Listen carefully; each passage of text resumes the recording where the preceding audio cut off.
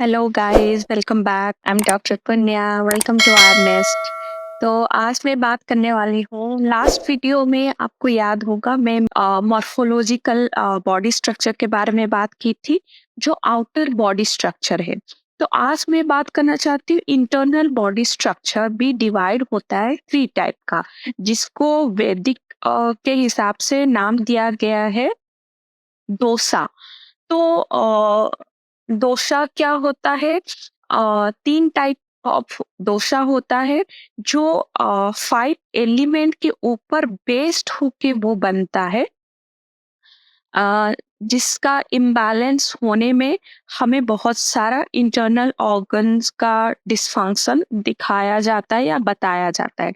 तो मॉर्फोलॉजिकल जो body structure होता है वो आउटर बॉडी स्ट्रक्चर होता है, और ये दोषा के बारे में जो मैं बताने वाली हूँ वो इंटरनल बॉडी स्ट्रक्चर। या मैं ये भी बोल सकती हूँ, अगर आप दोषा के ऊपर ज्यादा नॉलेज गेन करते हैं तो आप जो मॉर्फोलॉजिकली जो डिसऑर्डर है उसको भी बैलेंस में ला सकते हो। कैसे? जैसे हमारे इंटरनल बॉडी से ही आउटर बॉडी रिफ्लेक्ट होता है, ये हमें भी पता है। अगर फैट कहाँ जम हो रहा है, जमा कहाँ हो रहा है, फैट कहाँ जम रहा है? बॉडी के अंदर जम रहा है। या बॉडी के अंदर जमने के बाद फिर वो एक्सेस अमाउंट में इतना जम गया है कि हमें बाहर दिखने शुरू हो गया। तो जो भी होता है इंटरनल बॉडी के अंदर होता है। जब अंदर शुरू हो रहा है उसके बाद फिर बाहर आता है। जब हम अंदर जहाँ से शुरू होना शुरू करता है, मतलब जब इम्बैलेंस होना शुरू होता है, तभी अगर हम आइडेंटिफाई करेंगे तो ये आउटर वर्ल्ड में या आउटर बॉडी स्ट्रक्चर में रिफ्लेक्ट नहीं होगा। तो जब हम अपने इंटरनल बॉडी को एक बैलेंस फॉर्म में रखेंगे तो हमारा आउटर स्ट्रक्चर भी बैलेंस फॉर्म में दिखेगा भी और बैलेंस फॉर्म में रहेगा भी। तो मैं ये जो 3 टाइप है, मैं इनको 3 ऑडियो में बना रही हूँ। ये इंट्रोडक्शन पार्ट है। मैं हर एक 3 जो वीडियो बनाऊँगी, हर इंट्रोडक्शन में ये वाला बात मैं बताने वाली हूँ। अगर आप फर्स्ट वीडियो देख चुके हैं, सेकंड वीडियो में जा रहे हैं, तो आप ये इंट्रोडक्शन पार्ट स्किप कर सकते हैं और आप आगे का वीडियो देख सकते हैं। आज मैं बात करने वाली हूँ वास्ता दिशा के बारे में, जहाँ को वाता दिशा में क्या होवे, आप दोस्त भी बोल सकते हैं या दोस्त भी बोल सकते हैं।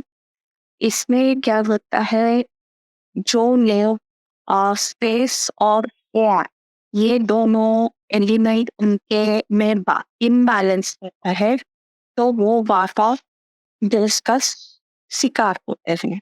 अगर मैं नॉस्टैल्जिकली उसको रिलेट करूँ तो क्या होगा, जो एक्सटर्नल वर्ल्ड देखते हैं, जो एंडोमॉर्फिक होते हैं, मॉर्फोलॉजिकली एंडोमॉर्फिक कैरेक्टर जो में लेते हैं, मतलब जिनमें रहता है वो रहते हैं वाता दोष के अंतर्गत।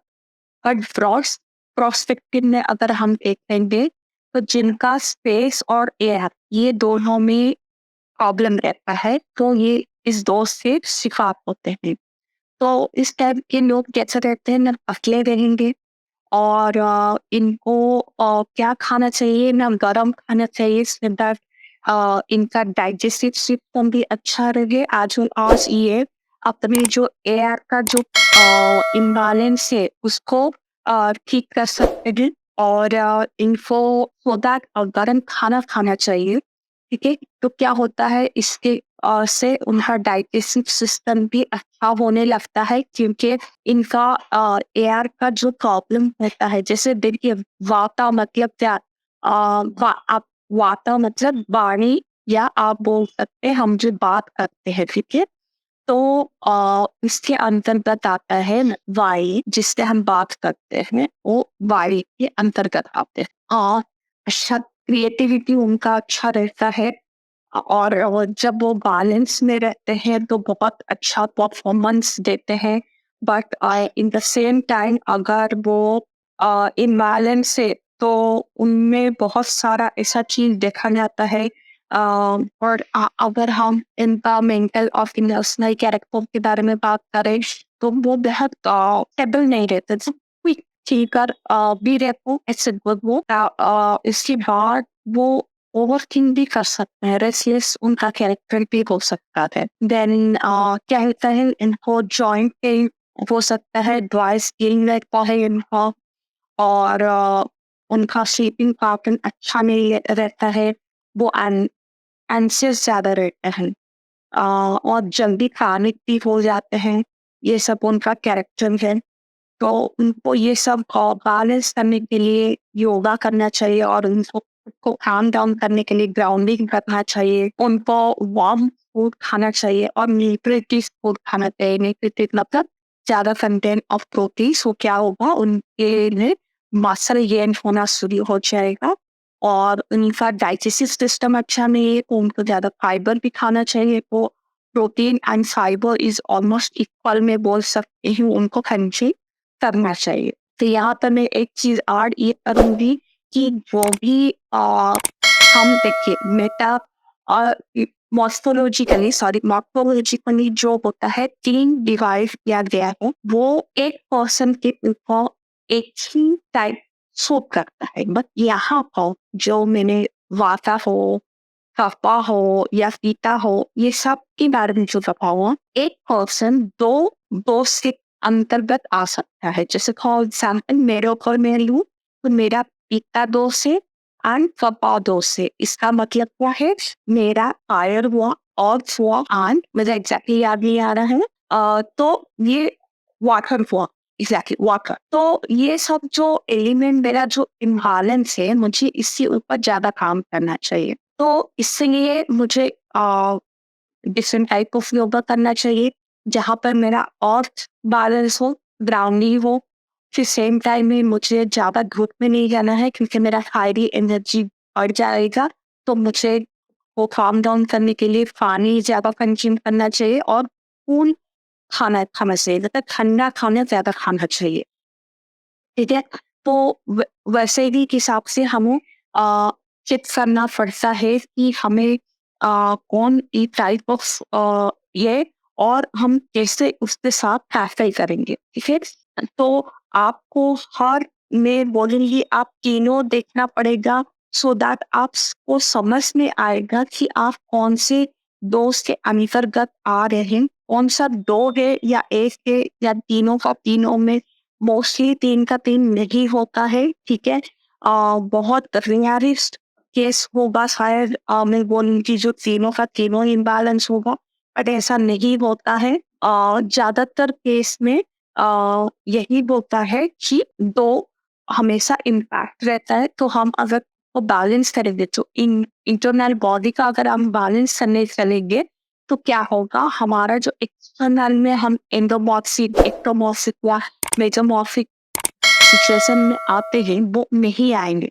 मेरा जो है कपा और पिछला दोस्त निकला है, तो उसमें क्या है, मुझे और फायर एंड वाटर, क्योंकि वाटर दोनों में है, ठीक है? तो मुझे वाटर, फायर और अर्थ, ये तीनों को बैलेंस में लाना है। तीनों को बैलेंस में लाने के लिए क्या करना है? मुझे एक्सरसाइज भी करना है, टू ग्राउंड मेरा एनर्जी जो है, एक्सरसाइज एनर्जी ग्राउंड करना है। और द सेम टाइम मुझे वाटर कैसे बैलेंस होगा, क्योंकि मेरा फायर एनर्जी है, तो फायर को वाटर बैलेंस करेगा। तो ये तीनों जब बैलेंस में आएँगे, तो मुझे ये दोनों जो दोषा मेरे में आया है, वो दोषा नहीं आएगा। ये दोष नहीं दिखेगा मेरे में। तो आप हमेशा चेक कीजिए, आप हर 3 में जाइए, तीनों जो दोष है, वो दोष आप देखिए। तीनों डोज़ में कौन-सा आपसे सूटेबल हो रहा है, या आपके बॉडी स्ट्रक्चर के साथ कौन-सा दोनों ज़्यादा प्रोबेबली आपको अफ़ेक्ट करता है। तो आप चेक कीजिए, और आप ट्राई कीजिए बेस्ड ऑन दैट आप उसको बैलेंस करने। जब आप बैलेंस करेंगे, तो आपको ज़्यादा प्रॉपर रिज़ल्ट देखने को मिलेगा, और आप ये तीनों जो मॉर्फ़ोलॉजिकल फैक्टर है, उसपे आप नहीं आएँगे। आप अपने इंटरनल बॉडी में ही उसको डिसॉल्व करेंगे, तो एक्सटर्नल बॉडी तक आप पहुँच नहीं पाएँगे। तो ये आपको बेनिफिट देगा और यही है वैदिक के हिसाब से हम मैं बोल सकती हूँ एक एडवांटेज, जहाँ पर हम अपने इंटरनल बॉडी को हील कर रहे हैं सो दैट एक्सटर्नल बॉडी में ये इफ़ेक्ट नहीं करेगा, ना अफ़ेक्ट करेगा, ना किसी को विज़िबिलिटी देगा। तो इसी वजह से हमें ये दोष के ऊपर कंसंट्रेट करना चाहिए। So thank you so much.